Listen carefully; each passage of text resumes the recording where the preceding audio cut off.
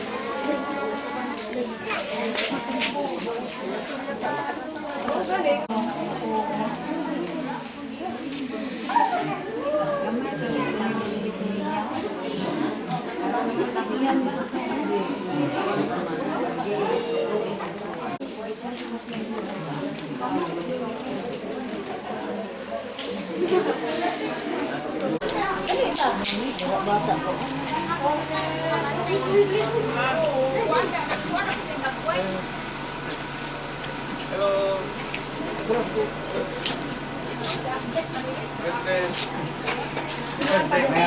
Uy, magkapon, magkapon.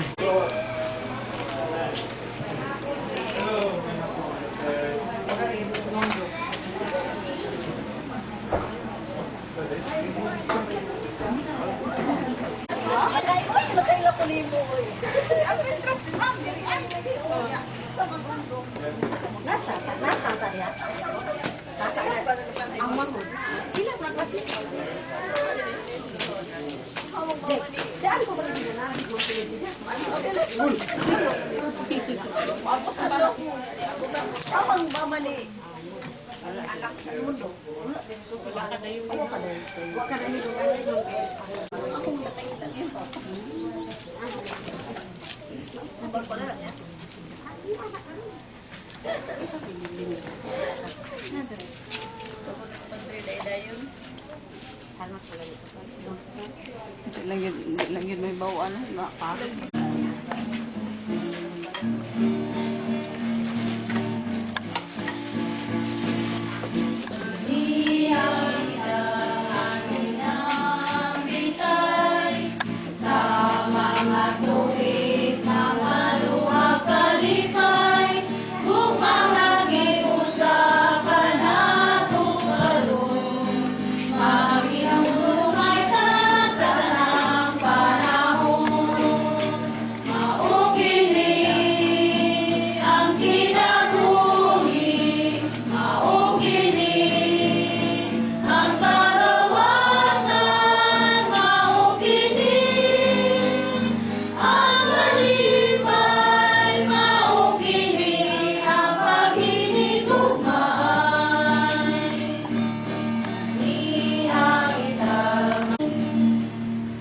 Sa ngalan, samahan sa Anak sa Espiritu Santo. Amen. Ang grasya sa Panginoon Jesucristo kang bugma sa Diyos, at ang panagiusa sa Espiritu Santo, manaa kaninyo. Mga igsoon, binusul kita sa itong mga sala, ang mandap kita sa pagsaulog ni Ingatong Santos ng Misa. Nag-kumpisar ko sa Diyos. Samahan ng pagkahon sa tanan. Huwag ninyong mga igsoon, may nakalakas sa kuya-kuya mo, sa unang-una sa pulong sa buhat, o sa wala magbuhat sa aking buhaton. Kaya akong sala, akong lakong sala. Busa na amoy ako kay Santa Maria ng Uliray, sa tanang mga anghel o mga santos, o kaninyong mga igsoon, karanihan ko sa sinigong mga akong Diyos. Kamayan kita sa Diyos na makaudawang sa tanan, pasayloon sa atong mga sala, dahil itong tanian at ito sa kinabuhi namin. Amen.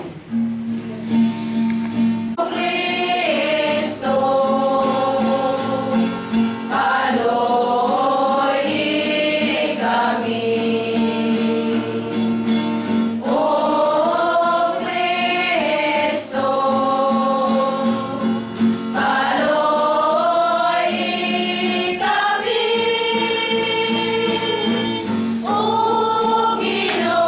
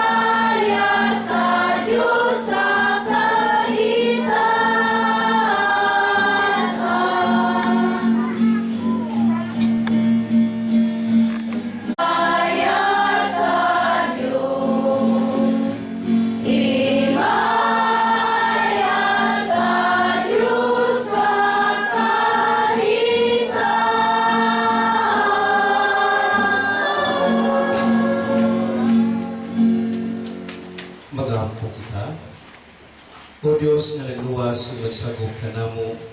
Patalimhugi ang mga mapanguron, ang imong mga anak, diha sa imong gugma. Kaon kami nga nagatuo kang Kristo, makadawat ta sa katinuod sa kagawasan ug sa kabilin nga walay katapusan. Kini ang ipangayo pinagi sa among Ginoong Kristo yung anak nga buyog-aruban kanimo sa Espiritu Santo. Dios nga usa hangtod sa kahangturan. Amen. Hallelujah.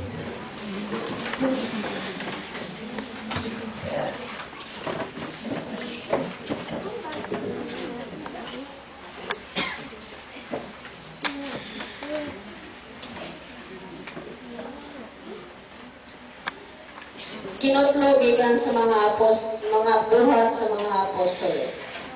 Wala madugay, samtang nag-andam og kadaghanan ang mga tinunan, nagkabingkil ang mga lumad nga Hudyo ug ang mga Hudyo nga Griko og pinulungan. Ang mga Hudyo nga Griko og pinulungan miingon nga ang ilang mga byuda wala hatagi sa ilang bahin sa matag adlaw nga pag-apod-apod sa salapi.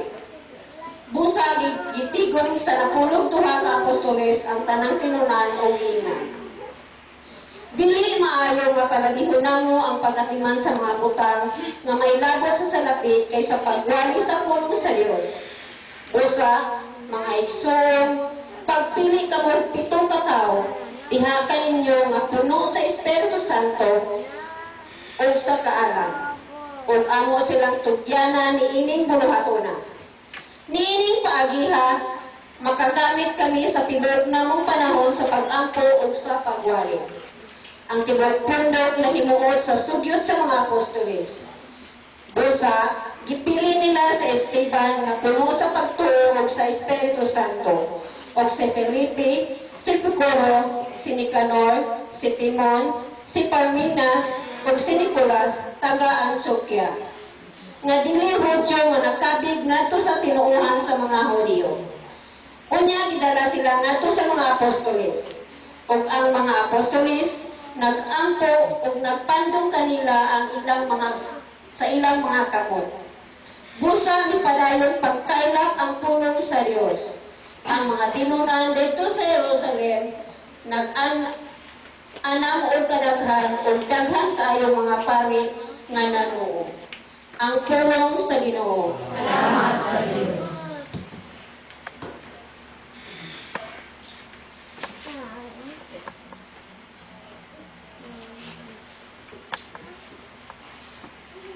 Ginoo, ipaabot ang imong kaluoy diri kanamo. Ginoo, ipaabot ang imong kaluoy diri kanamo. Lukso kamo sa kalipay, kamong mga matarong diha sa Ginoo. Ang pagdaig angay sa matarong. Pasalamati ang Ginoo diha sa Alpa. Uban sa lera nga may napulo ka kuldas, awita ang iyang kariganan. Ginoo, ipaabot ang imong kaluoy diri kanamo. Matarong ang pulong sa Ginoo, ug ang tanan niyang mga buhat kasaligan. Nahigugma siya sa husto ug matarong, sa kaayo sa Ginoo puno ang yuta. Ginoo, ipaabot ang imong kaluoy diri kanamo.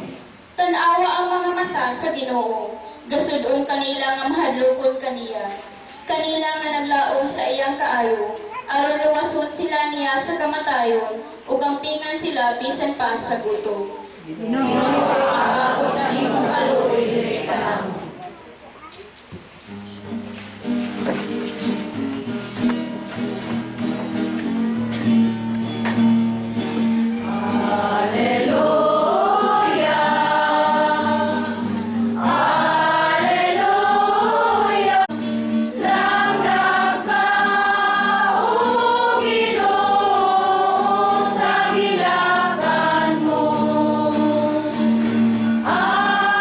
Ang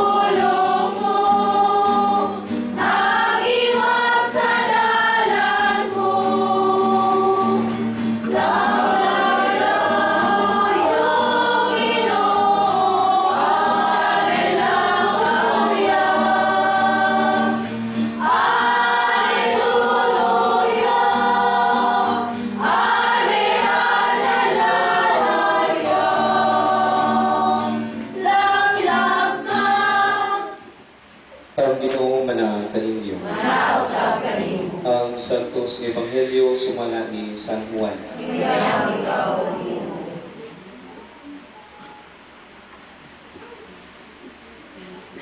Sa pagkasaumsong na, nangadto sa lanaw ang iyang mga tinunan, nanakay ug sakayan, ug nanabugbalik sa Capernaum. Apan nagabi na lamang wala gihapon miapas kanila si Jesus. Niya tumigayuna, nagbalod pag-ayo tungod sa kusog na hangin. Ang mga tinunan, nakagaon na og 5 o 6 ka kilometro sa diyang nakita nila si Jesus nga naglakaw sa tubig kung nakatuon sa sakayan kung nanganisang sila. Si Jesus mingon kanila, "Ayaw kamo kahadlo, kaya ko kini." Nalipay sila, nagpasakay kaniya, kung diha ang sakayan mitungo sa dapit nga ilang gipadungnan. Ang Ebanghelyo sa Ginoo. Mayong hapon sa tanan. Usara ato katuyuan nga nakatikop ta dinhi tungod sa pagpasalamat. Pagpasalamat kaniya na naghatag sa tanan. Kung sa anak kanato diya kini gikan. Yang sa kini pagpasalamat ni mundo angkos. No? Kami ni mundo classmate ni mundo for 4 years. Ang mga advisor na mo si Ma'am Joy na upat ni katuig nag-uban ni Ma'am Joy kaya mga scholar makonomi dito po pretay para mapili siguro no? Yeah. Sige dili nga lugar butong during acquaintance or may Christmas party huwag pili nga lato din ano kung kaya nung sako huwag pasunay ng tao si Mundo sa mong bansa ay pinakagamay